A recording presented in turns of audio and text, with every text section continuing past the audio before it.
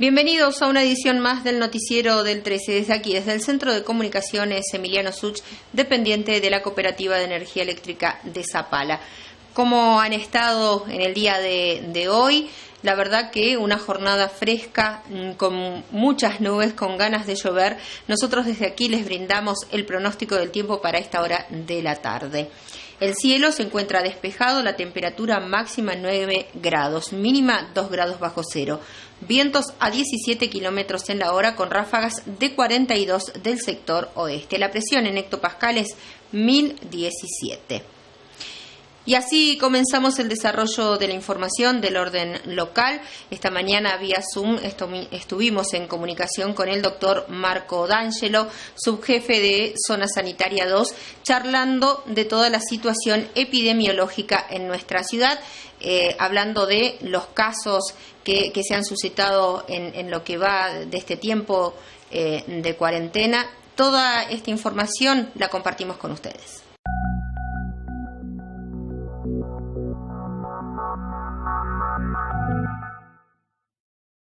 Bien, estamos en comunicación vía Zoom con el subjefe de Zona Sanitaria 2, con Marco D'Angelo.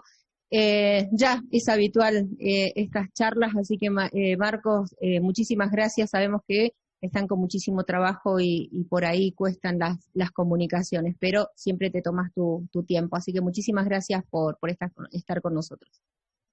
No, por favor, muchas gracias a ustedes por el contacto. Y bueno, poder charlar un poquito sobre la situación actual y también sobre la importancia de que hoy más que nunca no nos relajemos y podamos adherir a las normas de distanciamiento social. Bien, Marcos, bueno, en el día de ayer tuvimos esta noticia de otro caso positivo aquí en la ciudad. En un supermercado se generó mucha psicosis en la gente. Queríamos saber, como siempre, de la palabra oficial, cuál es la situación, cómo se trabajó en el lugar con respecto a este caso positivo. Bueno, efectivamente, en el día de ayer nos enteramos de un nuevo caso. Como todos los casos confirmados, lo que se realiza es, por un lado, la investigación epidemiológica que permita determinar dónde se produjo el contagio de esta persona, es decir, cuál es el nexo epidemiológico, pero también lo que se llama el control de foco, es decir, identificar todos los contactos estrechos de esta persona para proceder al aislamiento y estudio de los mismos. Por lo tanto, son las tareas que se realizaron y al realizar el control de foco, lo que se determinó fue la necesidad de aislar a un grupo de personas que habían sido contacto estrecho de esta persona, dentro de los cuales se encontraban 8 contactos laborales. Bien, por lo tanto, las personas que tuvieron contacto estrecho con este caso confirmado se encuentran en estos momentos cumpliendo con el aislamiento obligatorio, lo mismo que se viene realizando desde que inició esta pandemia. Bien, ¿este caso confirmado es de un contacto estrecho o se está investigando el nexo epidemiológico? En estos momentos se está investigando cuál es el nexo epidemiológico, pues siempre suceden una serie de hipótesis de por dónde podría haber sido el contagio, pero nunca debemos, como quien dice, casarnos con la más sencilla o la que pareciera ser más fácil de encaminar, sino agotar todas esas hipótesis para uno poder finalmente determinar dónde estuvo el nexo o eventualmente no determinarlo. Por lo tanto, es un proceso exhaustivo, es un proceso más lento de lo que quizás uno quisiera, pero que de apresurarse o de tomar conclusiones prematuras uno podría terminar equivocándose y, por ejemplo, hacer una investigación incompleta sin detectar todos los contactos estrechos del caso. Así que lleva sus tiempos. Ojalá que podamos encontrar el nexo epidemiológico de esta persona, pero bueno, siempre está la posibilidad de que no tengamos nexo. Bien, se generó, como decíamos, una psicosis porque bueno, es en un supermercado, la gente se asustó. ¿Por qué? La pregunta del millón que nos hacían es ¿por qué no se cerraba el supermercado para su desinfección? ¿Por qué no se hace, Marcos, y cuáles son los parámetros para llegar a cerrar o no un comercio? Bueno, todas las instituciones, digamos, tienen una serie de trabajadores mínimos en los cuales pueden, digamos, sostener sus actividades. Y por otro lado, en cuanto a lo que es el comercio propiamente dicho, cada comercio que se encuentra abierto en estos momentos se encuentra habilitado, debe haber presentado ante el municipio su protocolo sanitario específico para la actividad en general y para ese negocio en particular, y está siendo monitorizado y supervisado por bromatología constantemente para garantizar el cumplimiento de ese protocolo. En relación a este comercio en particular, tiene su propio protocolo donde incluye desinfecciones periódicas, más otra serie de cuidados que buscan garantizar que los trabajadores que presentan signos o síntomas puedan, digamos, ser detectados y retirarse del trabajo en caso de que se presenten al mismo con los signos y síntomas o que durante la jornada laboral los presenten. Por lo tanto, al momento de hacer la investigación epidemiológica no resultó necesario aislar a la mitad o a la totalidad de los trabajadores de ese comercio, sino, como digo, 8 contactos laborales, ni realizar ningún otro tipo de medida.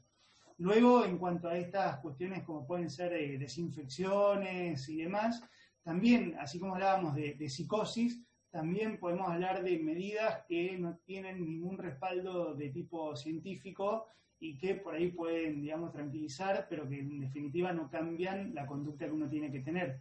Recordemos al inicio cuando en los retenes de acceso de distintas ciudades, por ejemplo, se fumigaban a los autos, digamos. No hay ningún tipo de evidencia de que eso sirva para disminuir las probabilidades de contagio de una enfermedad que se transmite por un virus que viaja de persona a persona a través de las gotitas de saliva. Entonces, ¿qué sentido tiene fumigar un auto si cuando la persona que viene manejando se baja sin tapabocas y le da un beso a otra persona? Entonces, las medidas que tomamos tienen que ser racionales y tienen que estar destinadas a controlar la infección más que a evitar, digamos, la psicosis. La psicosis se evita con información, por eso, una vez más, digo, es tan importante que podamos tener este contacto. Bien, aparte la gente crea psicosis, al generar esta psicosis empieza a fabular a veces o a estigmatizar, como ya tenemos más que dicho y enseñado de que no se debe hacer, que hay una ley que nos ampara también. El tema es cómo hago yo para calmar a la gente de que, o sea, informarle a la gente que se tiene que cuidar ella, que por más que vos cierres el negocio, si vos salís al otro comercio con la nariz destapada, si no te colocas el barbijo, si no te lavas las manos, te podés contagiar de todas maneras. Bueno, fantástico. Esa es la respuesta. Hasta ya estamos para cambiar roles y todo. Sí. Es un punto clave. Las medidas de distanciamiento social, el cuidado que cada uno de nosotros tiene que tener, es el punto clave, porque se habló mucho de las fases, de la cuarentena obligatoria, de pasar las vacaciones con tapabocas. Es decir, esta situación de salud pública, ¿sí?, que estamos enfrentando, esta pandemia, de esta enfermedad sumamente contagiosa, es elemental nuestro compromiso con nuestra salud, con la de nuestros vecinos, y por lo tanto, más que generar psicosis a partir de un caso en un comercio, lo que debiera es recordarnos en cumplir muy importantemente con todas las recomendaciones que se han dado desde el inicio, que sea una persona del núcleo familiar la que vaya a hacer las compras. Ir a hacer las compras no es un paseo familiar, es una necesidad de subsistencia.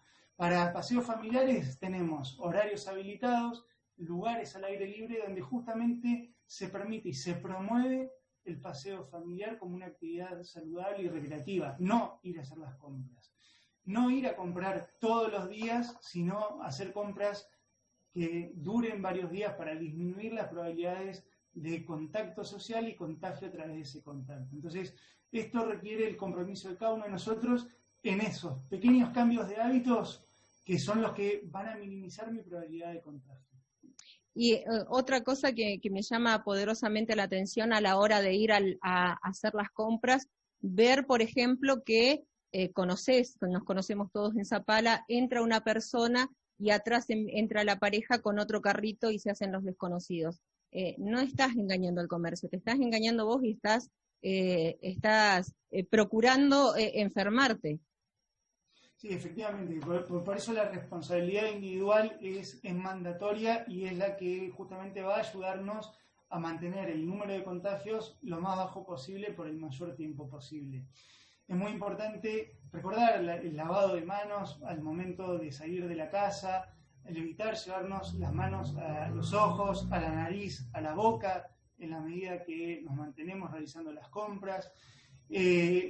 Todos los comercios, como digo, tienen su protocolo, entonces todos tienen la obligación de mantener al alcance del cliente la forma en la cual lavarse las manos, sea soluciones alcohólicas, en líquido, en gel o un lavamanos con agua y jabón. O sea, todos los comercios tienen la obligación de que yo me pueda lavar las manos. Entonces, al ingresar, mientras realizo las compras, antes de pagar, después de pagar, yo debo exigir que me faciliten la limpieza de manos. Debo exigir que la persona que me atiende tenga correctamente colocado el tapabocas, que la persona que me atiende también realice su lavado de manos.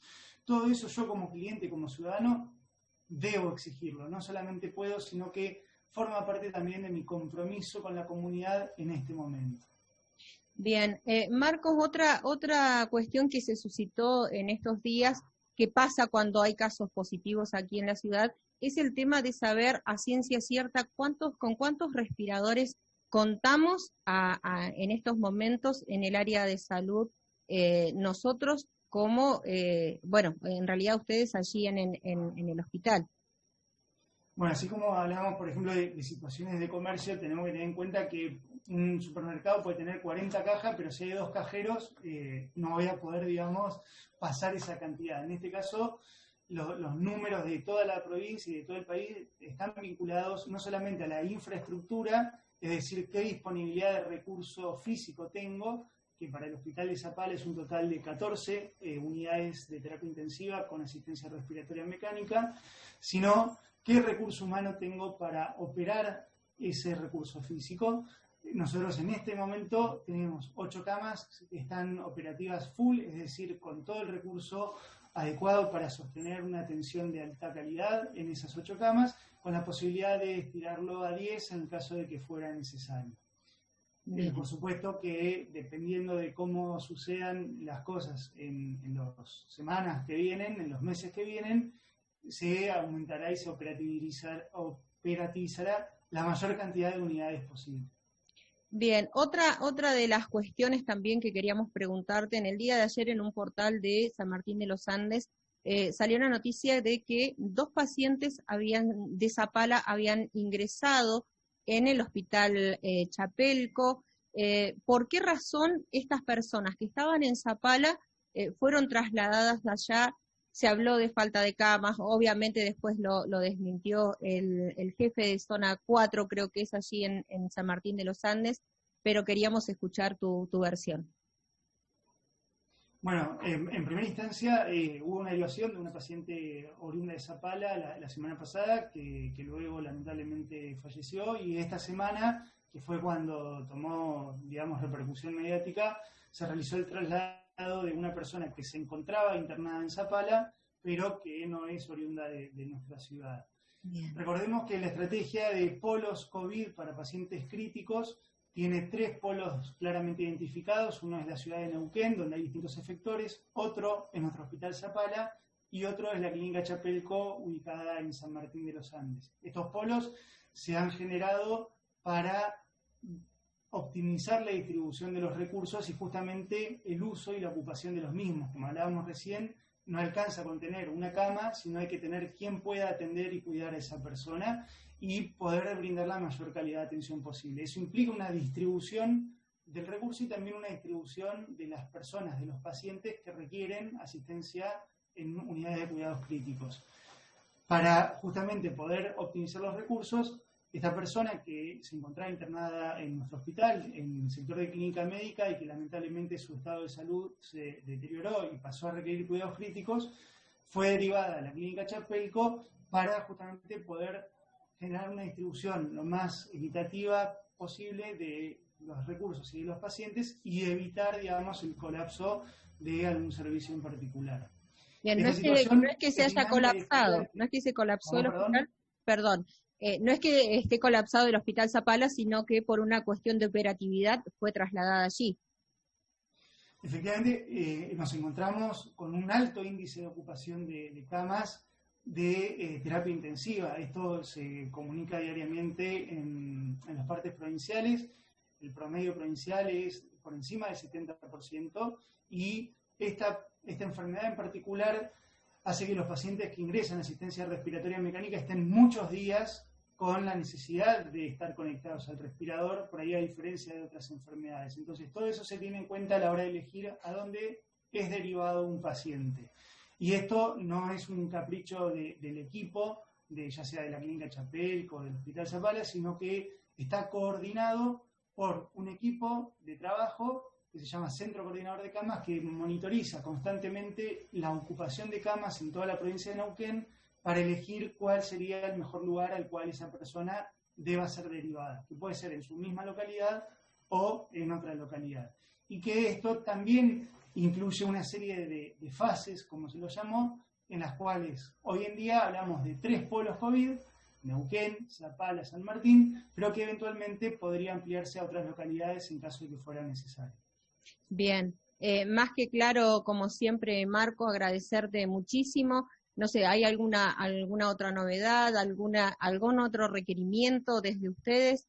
Nosotros, como siempre, a disposición y obviamente tratando de llevar la información fehaciente para llevar más que nada tranquilidad y que la gente no tenga miedo, pero que sí tenga precaución. Lo más importante es esto, que no nos relajemos. Estamos en un momento donde justamente hay ciudades críticas para nuestro desenvolvimiento normal, en las cuales hay circulación viral comunitaria. No podemos cortar lazo con esas ciudades, no lo vamos a hacer. Entonces es fundamental que no nos relajemos, que tomemos las medidas de distanciamiento social, que nos lavemos las manos, que utilicemos adecuadamente el tapabocas, que volvamos a adquirir esos hábitos del principio en los cuales, como decíamos, una persona del núcleo familiar salía a realizar las compras y no todos en paseo, evitar las reuniones, evitar toda situación en la cual puedo exponerme a un contagio, porque si me contagio yo, contagio a mi familia y puedo eventualmente contagiar a distintos integrantes de mi comunidad. Entonces, esto está directamente al alcance de nuestra mano, somos nosotros los que tenemos la posibilidad de controlarlo, así que no nos relajemos.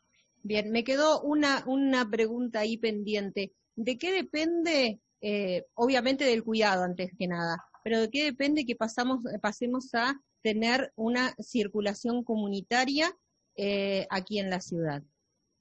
Para definir ¿Cuándo la se da? circulación viral, la circulación viral comunitaria es un estatus epidemiológico que habla de la existencia de diferentes conglomerados que no están vinculados entre sí y que tienen varias cadenas de contagio dentro de ellos, y fundamentalmente la aparición de casos sin ningún nexo epidemiológico comprobado de forma sostenida. O sea, no es la aparición esporádica, o sea, cada tanto, de una persona en la cual no encontremos el nexo, sino que sostenidamente, todas las semanas, constantemente empieza a aparecer gente con COVID-19 y no se puede encontrar cuál es el nexo, cómo se contagió esa gente. Entonces, en caso de que suceda eso en nuestra localidad, lamentablemente entraremos en fase de circulación viral comunitaria. Por el momento, y afortunadamente no es así, hay 5 conglomerados distintos en este momento en nuestra ciudad y esporádicamente aparecen personas en las cuales no es posible encontrar el nexo, a veces porque no es posible hacer la investigación epidemiológica o por el estado de salud de la persona o porque la persona o la familia no colabora en ello, y otras veces porque efectivamente no se detecta. Si esto, insisto, empieza a ser el cotidiano en lugar de la excepción, en ese momento pasaremos a la fase de circulación viral comunitaria. Y por eso, una vez más digo, la responsabilidad es de todos nosotros como vecinos de postergar esa fase lo más posible.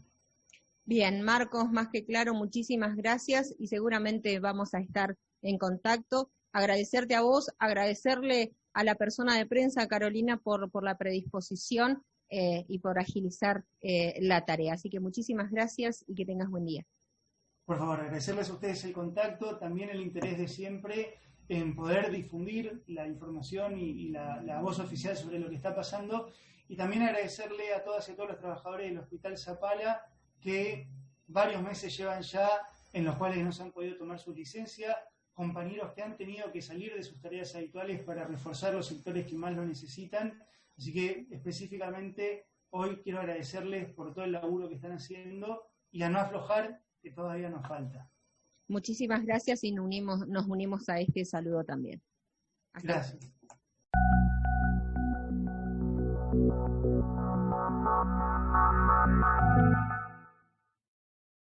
Y así teníamos la palabra del doctor Marco D'Angelo, subjefe de Zona Sanitaria 2, pidiéndonos, como siempre, en cada oportunidad, que nos cuidemos, que tenemos que ser conscientes en el lugar que estamos y de la situación que estamos pasando, el lavado frecuente de manos, lo que recalcamos siempre, el uso del barbijo, el distanciamiento social, la conciencia social que tenemos que tener para cuidarnos en este tiempo de pandemia. Nosotros los invitamos a compartir nuestra primera pausa.